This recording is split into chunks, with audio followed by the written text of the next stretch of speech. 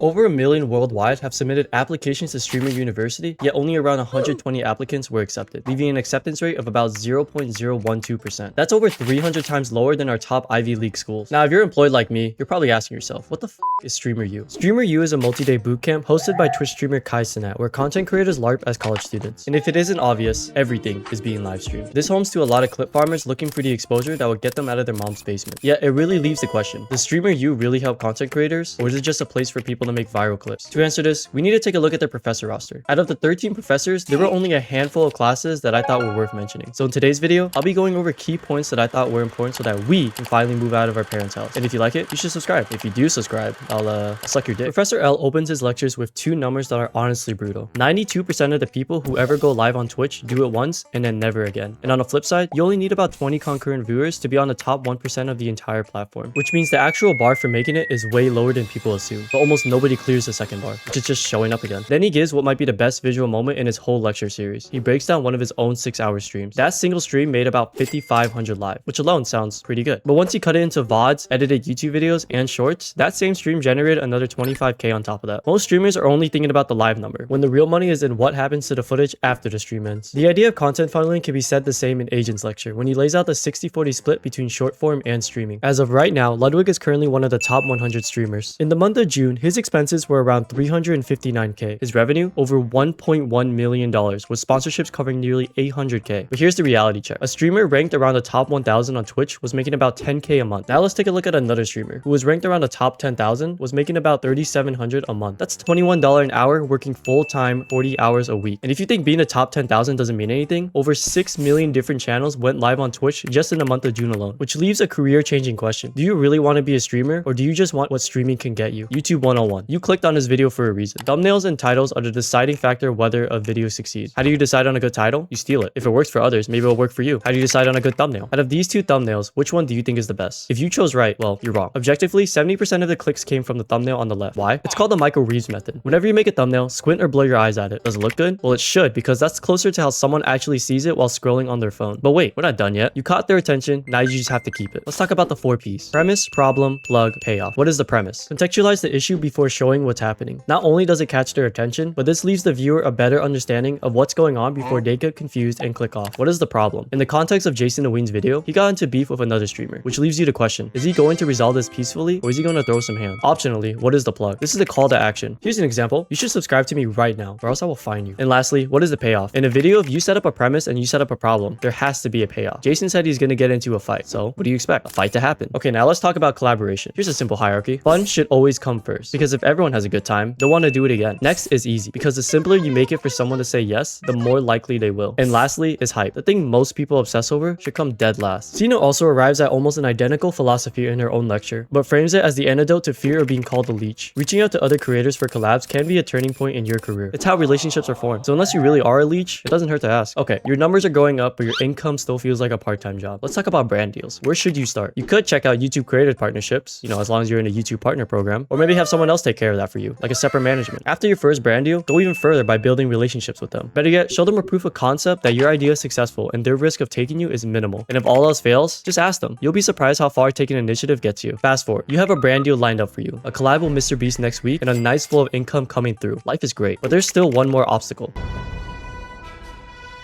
Burnout can be experienced anywhere. Combined with constantly overthinking and feeling like you're underperforming, it's a dangerous slope. Adapt, Ludwig, and even Cenat have covered this topic. Here's the thing, none of us are going to be here forever. So the only thing that really makes sense is to be present and enjoy it while you can. It's okay to take breaks. And before I end this video, ask yourself this. Are you the show people tune in for? Or are you just the gap filler people watch when their favorite streamer is offline?